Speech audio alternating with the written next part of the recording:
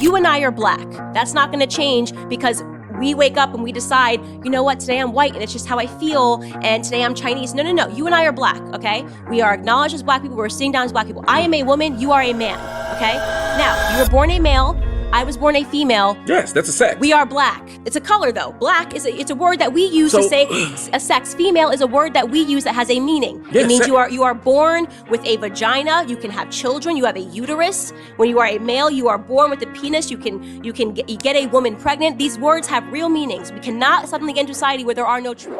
Welcome back, guys, to Man A Lot Reacts, and in this video you will be watching kind of like insanity versus logic.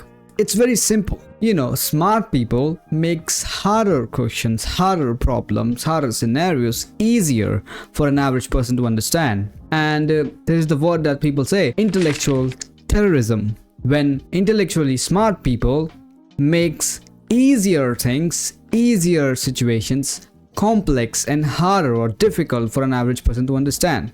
You will be watching something like that in this debate. Let's start the video from now. So here's my point. I think trans is a mental disorder. I think there's tons, gender dysphoria is a mental disorder. There's tons of mental disorders out there. There are people that walk around down the street and think they are Superman. Think they have powers and they can fly and they're Batman. And I would never want to see that person attacked. I grew up in a family where one of my uncles had severe mental disorders and thought he was like Indian from a tribe or something, kind of got it because he was in solitary confinement for too long and he actually went crazy in prison. So I've always been sensitive to people that have, mental disorders. But when you start saying in society that you now have to pretend that Candace's uncle is an Indian, and if you don't, acknowledge him as Pocahontas, then you're a bigot, that's wrong. Now you're putting the pressure on me to not just be, accepting of this, but now to play the crazy game and to say, if you mispronounce and you don't call him Chief Pocahontas, then you're a bigot.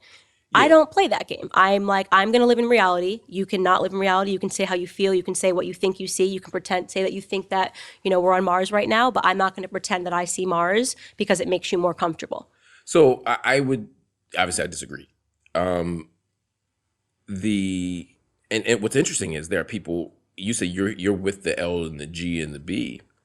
There are people who, 30 years ago would have made the exact same arguments against you for the L, the G, and the B. They would have said that there's scientific data, that these are people who have mental disorders. There's some misalignment between what they desire and what they're supposed to. That there's some kind of gender thing going on that they're confused about.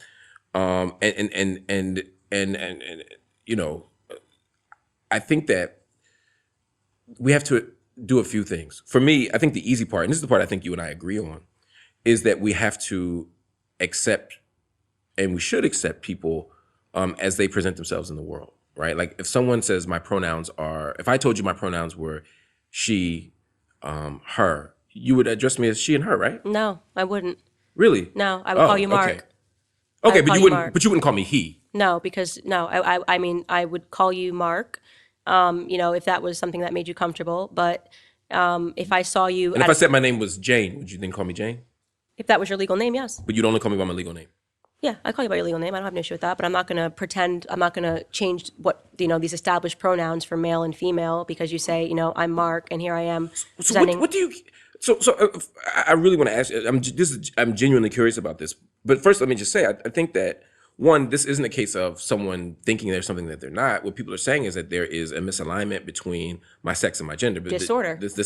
No, that's the point. My mind and my body don't match. That's a disorder. That doesn't make it a disorder. It just means that the world may be more diverse than we've previously understood it to be, whether we see it in plants, whether we see it in animals. There's all kinds of complexity, and we look in history. I mean, even we go back to the continent of Africa, we look in Asia. There's all kinds of examples of people who have complicated gender performances and complicated understandings of gender, and how we perform gender can be different. Mm-hmm. But I guess my question for you would be, why, if someone identifies as, particularly in someone who you engage with, say it's a colleague at work or whomever, a family member, whomever, if they say, look, I prefer to be called she and her, and I no longer want to be identified by this name, why not just honor that? If you changed your name, I will honor it. But why not? I mean, I'm sure you call people by nicknames and all. I'm sure there's, you grew up in a black neighborhood, right? People, I know you know somebody named Peanut, right? Yeah. Right. You don't say, well, that's not your legal name.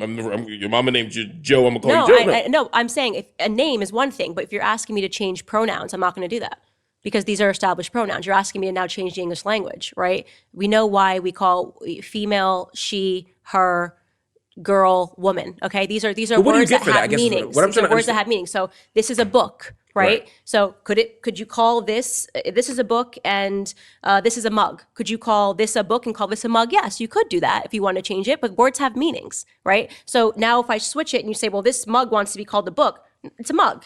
It's just a mug. This is the word we've established for mugs. This is the word we've established for books. So you're asking me to change the actual meaning of words to accommodate you. I'm not going to do that. No, I'm not going to do that. It is because not only is it a request, you can now get in trouble in certain states. I'm saying that's not for misgendering someone. The request of the trans community is not that I'm actually a man, but I want you to pretend I'm a woman. The argument of the trans community, which I agree with, is no, I am a woman. And so I want you to revert me. But you're not a woman. So that's the problem. So this is what I say is now you've asked me to take on your mental disorder, right? So I am okay with the fact the argument from my uncle who thinks he's a Native American from a certain tribe is that this is what he thinks. He thinks, but he's not. Okay, so I'm not, then to say to me that argument is valid because he thinks it, no. Just because you think something doesn't make it real, okay? But that's exactly what gender is. Gender is exactly about an experience and a performance and a social construct. It's not a social construct. Stop saying a social construct. To say that words don't have meaning and they're socially constructed means nothing, and I'll tell you why. They are. This is an idea that they always bring it up. Like, no matter what happens, they bring this like a trump card. Like, everything that you say is a social construct. It's really, really ridiculous because, they contradict themselves by saying that everything that you're talking about in a debate when they're talking is a social construct. And then when someone talks about, like Candace here talks about the perfect point anyone could say. Watch this. You say that, but then This wasn't always a book. Okay, this could be called mug. So then what it is? Our entire discussion about Black America meant nothing. There's no such thing as racial injustice. See what I did there? Because black is a social construct. Boom. You see what happened here? She just said that, okay, so what are we talking about right now? What we just talked for like a really 1.5 hour podcast. So whatever we talked about, okay, the racial injustice and all the blacks and whites, all, segregation and all, is a social construct. Black is a social construct. So all the racial injustice we're talking about never really happened. And it's not really real because this word itself is a made-up word by the society. He didn't really had really a good answer for that. And then he tried to say, oh, then we live in a social reality. And then again, he's contradicting his own, their own theory because, he's representing some sort of people. Now just see how Candace react to it. Okay, Candace gives a perfect answer. It could not be more better. Yeah, but we live in a social reality. So within that social reality, it can't be both, Mark. So you either think that the gender wage gap is BS, that feminism is wrong, and that racial disparities are all BS because everything's a social construct. You're either going to go full postmodernist and say nothing is real and it's all made up, or you're going to acknowledge that there are some hard, concrete truths. If there are hard, concrete truths, you and I are black. Okay, that's not going to change because we wake up and we decide, you know what, today I'm white and it's just how I feel, and today I'm Chinese. No. You and I are black, okay? We are acknowledged as black people. We're sitting down as black people. I am a woman. You are a man, okay? Now, if I want to wake up tomorrow and say I'm a man, you want to say you're a woman and we want to play the crazy game, we can do that. To then say all of society now is to pretend that it was all a social, no, it was a social contract. You were born a male. I was born a female. Yes, that's a sex. We are black. Okay, it's a color though. Black is it's a word that we use to say a sex. Female is a word that we use that has a meaning. Yes, it means you are born with a vagina. You can have children. You have a uterus. When you are a male, you are born with a penis. You can get a woman pregnant. These words have real meanings. We cannot suddenly get into a society where there are no truths. So to acknowledge a social construct does not mean that we ignore biology, and it doesn't mean that we don't have. Can men get pregnant? Depends. I know. What does it depend on? I know trans men that can get pregnant. That means it's a woman.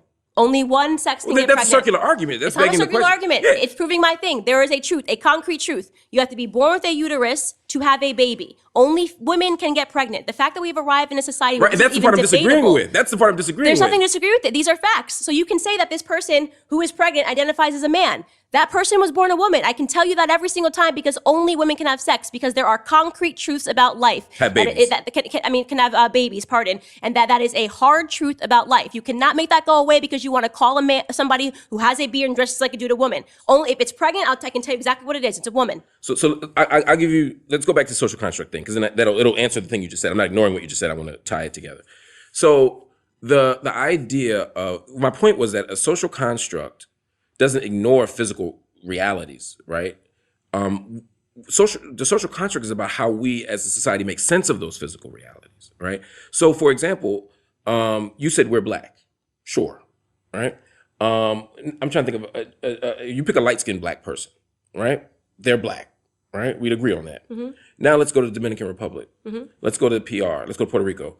Let's go to Jordan. Let's go to Iraq. Let's go to Sudan. Let's go to Ghana, right? And let's go to South Africa. I'm picking these places very specifically because they have different racial logics and racial paradigms. And what it means to be black here, it doesn't necessarily mean that it's a universal blackness. Now here I'm getting kind of confused. I don't understand, but according to his logic, first of all, everywhere, no matter where you go in the world, any country, okay, you will only find two types of people, man and a woman, and there might be some people in the Western countries who identify as this and that, but most of the countries you will only find, even the countries he mentioned, Dominican Republic, Ghana, there are only two types of people, a man and a woman, okay? There are no other people. And there are no mental disorders. There may be one or two people who have that mental illness, but no, most of the people are man and women. So I don't understand his analogy that he's trying to give. If he's trying to say that it's about perspective, how you see the world, then I would say that all the people who are saying, okay, if any light, dark-skinned person goes to another country and they say, the average person in that country is, let's say, more darker than the person who's going inside the country. He may be considered as white. I don't really understand that. That's it's not more like perspective, but more like the experience and how they have seen people. Okay, so it's about the knowledge, and if people can actually educate themselves, I don't think an educated person would actually distinguish between that and actually say, oh, he's a white person. No, they wouldn't. They just say, no, he's just a light, dark-skinned person, or they would just see him as he is. Okay, they wouldn't really give him a racial or skin name. Oh, he's a light, dark-skinned person and he's white. No, they wouldn't just do that. So I think it's about education. So it's not a thing about perspective, like, oh, if you're living in that country, you might see me as that. No, it's just because they don't know about how other things work in other countries. And if they know by education, then it won't be a problem. So I don't understand his analogy, how he's making this up, that it's a hard fact. It's not. It's just people are, uneducated. That's what I would say.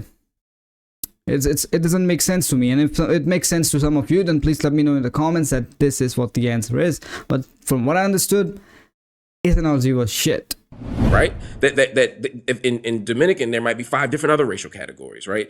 And there are some light-skinned black folk here who, when they go to Ghana, get basically seen as white, right?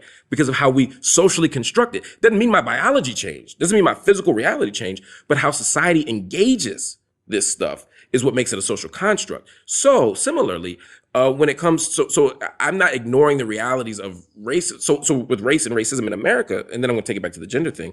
When it comes to race and racism in America, it's, yes, biologically we're all the same, right? Black people, white people, there's an infinitesimal difference between a black person and a white person in terms of our genetics, right? This is superficial stuff. But that's a biological reality, right? It's a biological fact, right? Just like as biologically true as me being born with a penis, right? But the truth is, but the idea that there's social meanings attached to that blackness that make people fear me, or that make people think that that person's life is worth more because they're white or whatever, those are social meanings that are arbitrary Correct. and different. So to acknowledge social constructs doesn't mean you ignore biological realities. But you just did that when you said that men could give birth. So similarly, what I'm saying is that I'm not denying the biological reality of maleness, of the genitalia we're assigned at birth and what we can do with those body parts. I'm not denying that. That's a biological reality. Again, the social meaning I'm attaching to it is what I'm saying is more complicated. But it's not complicated. Can men give birth? Sometimes. That's my answer. Yes. And the answer, that is crazy. And this is, we cannot, it's just crazy. We cannot allow this to happen. But you wouldn't say the definition of being a woman is the ability to give birth. And I'm not saying it, but only women can give birth is a factually true statement. Only women can give birth. There's only one type of human being Only that people can with give birth. uteruses and vaginas Yes, and can stuff give can birth. give birth. Only women can give birth. I'm Men not cannot disagreeing give with that. birth. I'm not, and that here's what I think we're talking past each other. What I'm saying is, I'm not disputing the fact that certain body parts yield certain kinds of possibilities, right?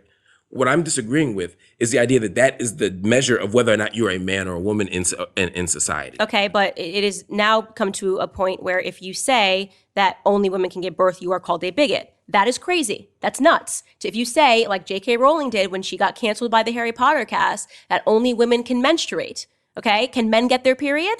Can you help my audience? Can men get their period? Some can. Okay. Yeah, trans men. There's some trans men who can. And again, I think it's okay to ask interesting questions. I think it's okay to have intellectual debates.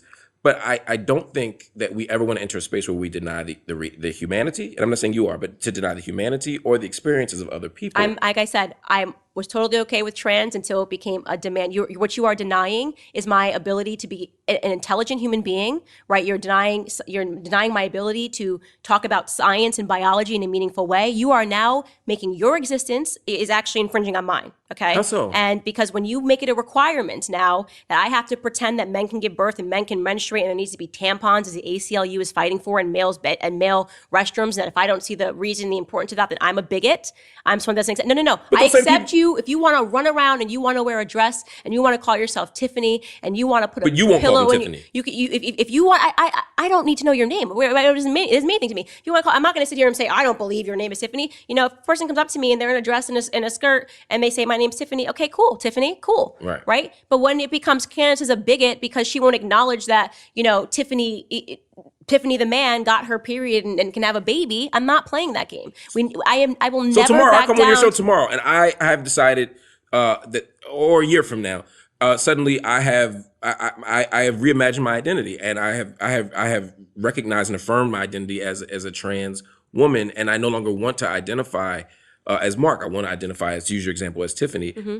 You wouldn't be like, this book says Marc, you're Marc. You'd call me Tiffany. I'd call you Tiffany, but I'm not going to call you she and her because that has real meaning, and I'm not going to play the game. What's compromised by that? Is what I'm trying to understand. My reality. You're now saying you've transformed your reality, and now I have to pretend that words have no meanings, and they do have meanings, right? So I'm not going to do that. I'm not going to call you, hi, Tiff. How you doing, Tiff? Did you have a good day, Tiff? Great, Tiff. I'm not going to then say she. I'm not doing that. And if people cannot, if people the demand, but you won't misgender me either. What? I'll just call you Tiffany. But and if they say where'd Tiffany go, you're not gonna be like he just left. You'll say she just left. I'll probably slip up once or twice. But I'm not talking about Tiffany mistakes, but I'm left. saying you wouldn't intentionally misgender me. No, I wouldn't intentionally misgender you, but I don't want Tiffany in my bathroom. I don't want Tiffany but in my spaces. But you also don't want tampons in the other bathroom. That's right? what I don't get. No, I don't care. I think it's stupid. I think it's foolish. I think it's dumb. But if that's really where guys want to go, do it. I don't care. It's not my business. It doesn't impact me. I don't have to go in the bathroom. But I don't want Tiffany in my bathroom. And you okay? Are you okay with gender neutral bathrooms? That's how most bathrooms are. That's all. Go on the plane. They're all gender neutral. No, I got you. But Yeah, bathroom, fine. But Cool. I'm saying designating a specific one, like in public spaces, like restaurants. Yeah, I hate that they say gender neutral because usually they just say bathroom. Like they don't need to say gender neutral. It just says bathroom, and we all understood that. That just seems to be an extra step of virtue signaling to say gender neutral. You just put bathroom. Everyone knows what that means. No, but a lot of times in places, like for example, in our university, we have male bathrooms, we have female bathrooms, and then we have gender neutral bathrooms. You could just put bathroom. Everyone knows what it means. You put WC, everyone knows what it means. It means anybody can go here. That's always been that way since the beginning of time. And then suddenly the trans lobby wanted to say gender neutral, and suddenly we had to put gender neutral. That's so fascinating because I find it actually be the right in this case. And I'm not planes. Do they say gender neutral? Or I'm with bathroom? you. I'm with you. I mean, grandmom's house. Yeah. Thanksgiving, right? I mean, no one called it gender. I'm with you. Yeah. But I often find that it's the anti-trans community that's like, oh my God, the gender neutral bathroom. Because it's the God made bathroom for man, bathroom for woman. No. I'm like, Now you see what's happening here. The moment she started making point after point, banger after banger, okay, she caught all the things he said and then put it back to him with facts and logic. And again, now he was trying to talk about, gender neutral bathroom, and he said, no, it's just bathroom. It's been that way for the fucking whole humanity, right? And now he's like, no, it's not the it's not that. And now at the end he pulled the transphobic card. Oh, this feels threatening. Oh, this is transphobic. Oh, we feel bad. We feel offended. And now he's trying to say, okay, so you can't even say those things now because even saying those things are transphobic. So your freedom of speech is compromised. You see, they don't stop anywhere. They will keep coming for you, and they will keep, and it's not the people, I would say, it's the mental illness, I would say. It's the problem that's inside the head, that and also it's like one of those things. It's the Dunning-Kruger effect. Dunning-Kruger effect says that if you're doing something wrong, you might think you're doing it right, but you wouldn't know that you're doing it wrong, and you might think that you're doing it right in your mind. So when you are in the Dunning-Kruger effect, you don't know you are in the Dunning-Kruger effect.